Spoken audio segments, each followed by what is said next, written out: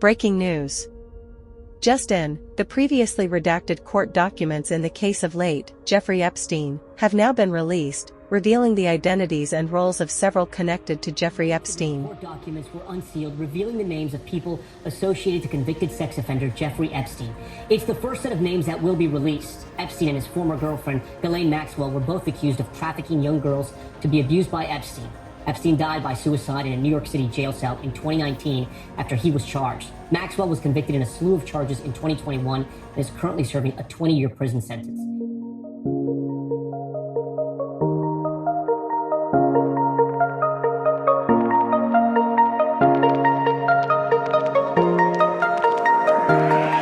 This video contains discussions about true crime, which may include topics such as violence, assault, and other distressing incidents. Viewer discretion is advised. If you or someone you know is struggling with mental health or has been affected by any of the subjects discussed, please consider seeking help and support from a mental health professional or a trusted individual. We thank you for tuning into Vantage. Like, comment, share, and subscribe. Ring the notification bell for more content.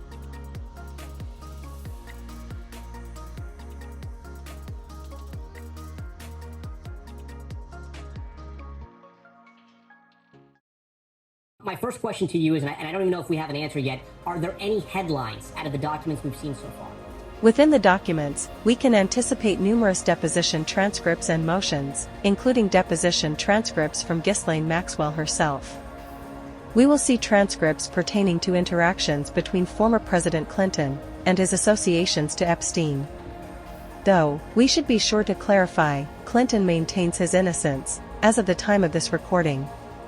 Have you scoured these documents yet? If so, please leave your thoughts in the comments below. Well, I can tell you, Tom, we have about 943 pages of documents, so it's quite a bit to pour through. It's mostly deposition transcripts and motions that I have seen in this civil suit involving Ghislaine Maxwell, obviously somebody who had been accused of grooming young girls for abuse by Jeffrey Epstein. It includes deposition transcripts from Maxwell herself, where she's asked about different sex acts with Jeffrey Epstein, and she denies, obviously, any wrongdoing, even though she's now been, of course, convicted and serving time behind bars. But this is from years ago, when she was still maintaining her innocence, and she specifically asked Tom about interactions that Clinton, former President Bill Clinton, may have had with Jeffrey Epstein. She specifically asked about meals with Clinton. She says she can't recollect any meals with him. She's asked about whether he may, being Clinton, may have had a meal on Jeffrey Epstein's plane. She says, quote, "I'm sure that he had a meal on Jeffrey Epstein's plane." So, Tom, these are the types of interactions that we expected. Much of this has already been reported in the public domain, but it's different now, of course, seeing it in a court filing. These are court files that had been redacted, kept under wraps for many years as part of that civil litigation that I mentioned, and we're going to continue pouring through to uncover what we have found. I should mention, none of this obviously suggests any wrongdoing by the former president, suggests that he was involved in a crime. It's merely talking about his connections to Epstein, something that has already, again, been out there, but he has obviously maintained his innocence and denied any wrongdoing as it relates to any abuse by people that Epstein exploited, Tom. Throughout the newly released court documents, it can be argued that the statements made in dispositions seem to be a bit evasive.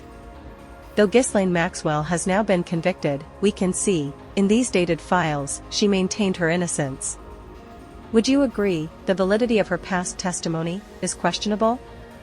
Comment your thoughts below. Well, involving Ghislaine Maxwell, one of the things I noticed is a lot of those pointed direct questions that are about sexual encounters. She says, "I don't recollect." There's never a flat out, I don't want to say never, but at least in the exchanges I saw, there's never a flat out no. It's I don't recollect, with very specific pointed questions about times and acts and things like that. Do you think that's just because of advice from her counsel, or do you think, I guess my question is, when somebody wants to deny something, can they just say no, or "I do not recollect"? Sometimes you understand that to mean to protect themselves as well. Yeah, sometimes you often see witnesses couch it, especially when they know there might be some legal jeopardy there. And remember, these are deposition transcripts that are happening years back, Tom. The lawsuit that we're talking about here in question dates back to 2015. It's long been since settled, but the court records, obviously, of interest to reporters who sued to try to get this information. So when she says, "I don't recall," and in other places she does flatly deny some of the allegations, it's obviously well before, all of the federal investigation that ultimately led to her downfall and led to her prison sentence for 20 years behind bars. She's now, of course, serving. Though several names have been revealed in the newly unsealed documents,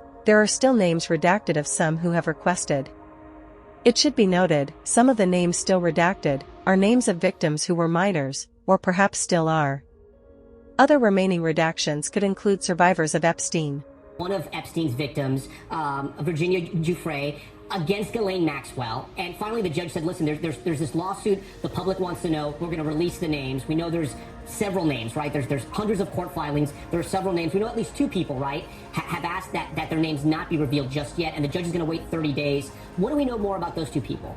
So it's possible, Tom, that they could easily both be survivors, victims of Epstein's abuse. We know that some of these documents still have redaction, and it's our understanding that some of the victims who were underage at the time of the abuse have asked that their identities still be protected, and the judge has wanted to honor that. Two of them, we don't obviously know their identities. They're still anonymous. The court has said she's going to look at that. She's going to take it under evaluation and figure out what to do with documents that still mention those two people. If there are any John Does, perhaps, former associates, friends of Epstein's, men who were associated with him in ways, obviously, that are problematic, we'll have to wait and see. But the court has already said most of these documents are not supposed to be salacious. Again, a lot of this has come out through public evidence and reporting so far, but we're still in early days.